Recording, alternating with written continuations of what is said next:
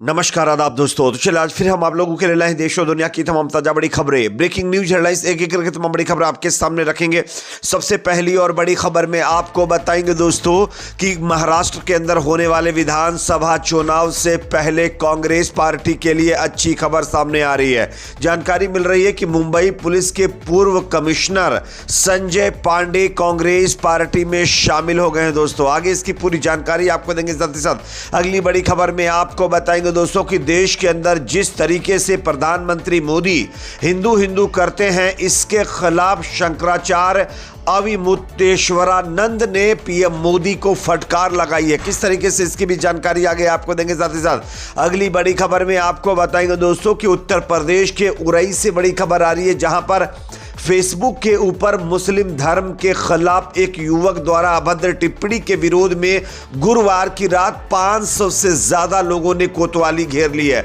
और यहां पर जमकर बवाल हुआ है। आगे इसकी तस्वीरें भी हम आपको दिखाएंगे। साथ ही साथ अगली बड़ी खबर में आपको बताएंगे दोस्तों कि विश्व प्रसिद्ध तिरुपति मंदिर के लड्डुओं में बीफ और पिग की चर्बी मिलने को लेकर के हड़कंप मच गया है। किस तरीके से ये सब कुछ कैसे हुआ है, आगे आपको बताएंगे। साथ ही साथ अगली बड़ी खबर में आपको बताएंगे दोस्तों कि कर्नाटक से बड़ी खबर आ रही है, जहां बीजेपी विधायक समेत 7 के खिलाफ गलत काम करने का आरोप लगा है और एफआईआर दर्ज की गई है।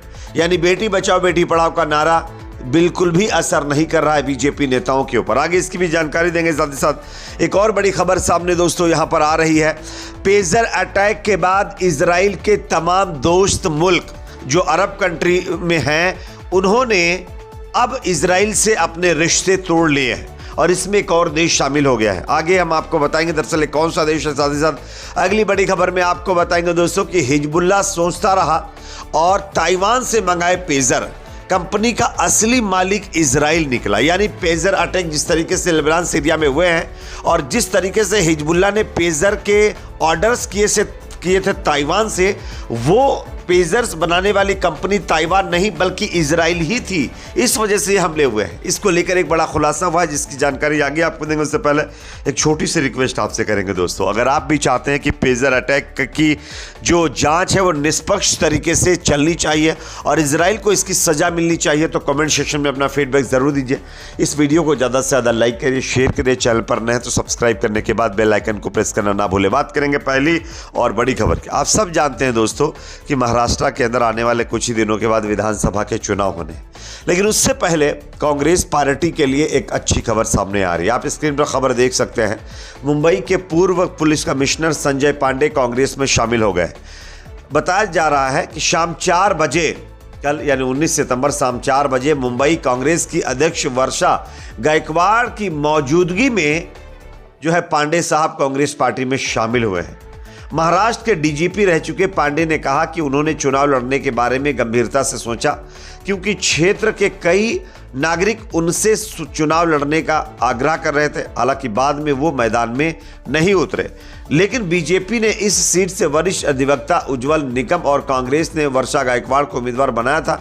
गायकवाड़ को जीत मिली।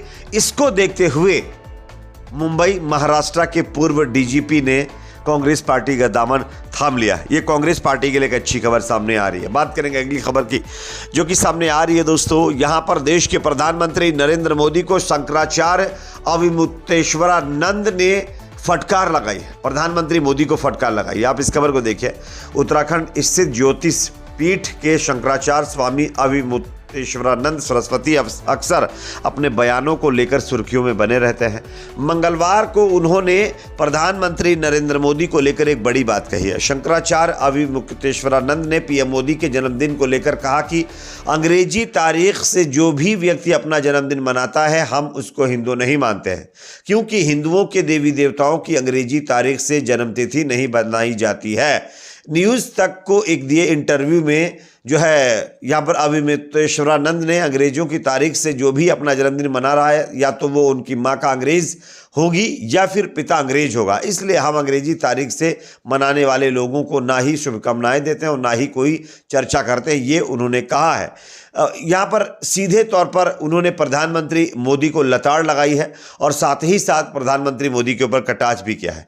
गौ हत्या मामले पर बताया जा रहा है कि देरी क्यों प्रधानमंत्री मोदी कर रहे हैं, इस पर भी उन्होंने बात कही है। स्वामी अविमुक्तेश्वरानंद ने कहा कि बीजेपी पिछले 16 सालों से देश की सत्ता पर काबिज है, जिसमें पूर्व पीएम अटल बिहारी वाजपेयी का कार्यकाल भी शामिल है।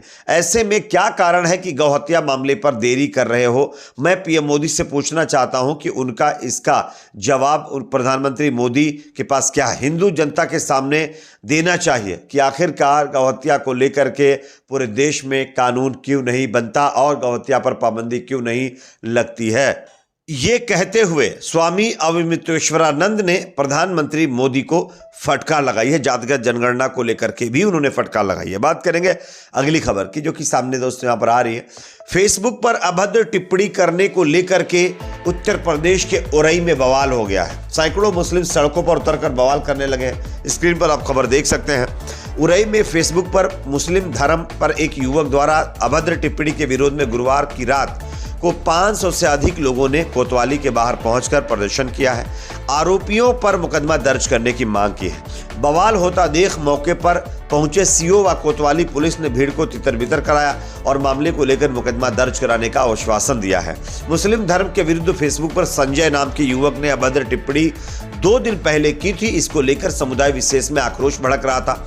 गुरुवार की रात को यह इस टिप्पणी को लेकर कोतवाली में के बाहर बजरिया से मुस्लिम समुदाय के 500 से अधिक युवक पहुंचे और हंगामा करने लगे। उनकी मांग थी अभद्र टिप्पणी करने वाले युवक पर सख्त कार्रवाई की जाए। कोतवाली के बाहर बवाल की सूचना के बाद सीओ उमेश कुमार पांडे भी मौके पर पहुंचे और उन्होंने जैसे तैसे लोगों को समझा बुझा करके और जो आरोपी है उसके खिलाफ कार्रवाई करने का आश्वासन देकर के मामला शांत करवाया है।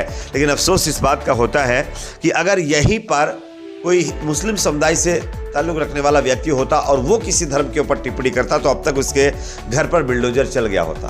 लेकिन यहाँ पर आप देख सकते हैं संजय नाम का युवक मुस्लिम धर्म के ऊपर टिप्पणी कर रहा है, लेकिन कोई कार्रवाई नहीं की जा रही। अगला अपडेट जो कि यहाँ पर सामने आ रहा है दोस्तों, तिरुपति मंदिर के अंदर लड्डू में बीफ की चर्बी मिलने से हड़कंप मच गया।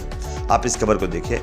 विश्व प्रसिद्ध तिरुपति लड्डू में बीफ और सुअर की चर्बी मछली का तेल पाए जाने की पुष्टि की गई है। पहले आंध्र प्रदेश के मुख्यमंत्री एन चंद्रबाबू नायडू ने अपनी पूर्ववर्ती वाईएसआर जगनमोहन रेड्डी के कार्यकाल के दौरान इस तरह की मिलावट का आरोप लगाया था।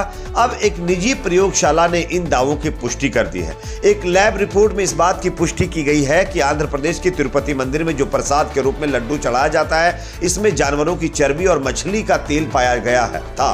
सीएम नायडू ने पिछले वाईएसआर कांग्रेस सरकार पर तिरुपति लड्डू बनाने के लिए जानवरों की चर्बी और घटिया सामग्री के इस्तेमाल का आरोप लगाया था और ये अपने आप में बहुत बड़ा खुलासा है। रिपोर्ट के मुताबिक एक निजी लेबोरेटरी एनडीडीबी और काल्फ की ओर से तैयार की गई जांच रिपोर्ट में खुलासा हुआ कि तिरुपति लड्डू बनाने के लिए इस्तेमाल की गई घी के सैंपल में पाम ऑयल, मछली का तेल, बीफ की चर्बी और पोर्क पाया गया है, जिसके बाद पूरे आंध्र प्रदेश में हड़कंप मच गया। अगली खबर आ रही दोस्तों कर्नाटक से, जहां पर एक बेटी के साथ छेड़खानी और गलत काम करने के आरोप में बीजेपी विधायक समेत 7 के खिलाफ रेप का आरोप और एफआईआर दर्ज कर दी गई है। अगले अपडेट जो कि सामने आ रही है दोस्तों, सऊदी अरब के क्राउन प्रिंस सलमान ने इजराइल के प्रधानमंत्री नेतन्याहू को फटकार लगाई। उन्होंने साफ कहा जब तक फलस्तीन को अलग स्टेट बना करके जेरूसलम को राजधानी घोषित नहीं किया जाता तब तक वो इजराइल के साथ अपने रिलेशनशिप नॉर्मल नहीं करेंगे। अगला अपडेट जो कि सामने आ रहा है दोस्तों, हिजबुल्लाह सोचता रहा और पेजर अटैक जिस तरीके से इजराइल की तरफ से किया गया, इस बात में एक नया खुलासा बताया जा रहा है कि जिन पेजरों को हिजबुल्लाह ने ताइवान से ऑर्डर किया था, उसको बनाने वाली जो कंपनी है वो ताइवान की नहीं बल्कि इजराइल की थी। इस तरीके से बड़ी साजिश के तहत इजराइल ने जो है वॉकी टॉकी और तमाम जो है इलेक्ट्रॉनिक डिवाइसेस के अंदर एक तरीके से बम जैसी चीजें फिट करके हिजबुल्लाह और सीरिया के अंदर हमले किए हैं। इस पर आप लोगों की अपनी क्या राय कमेंट सेक्शन में बताइए। वीडियो को लाइक शेयर, चैनल को सब्सक्राइब जरूर करें।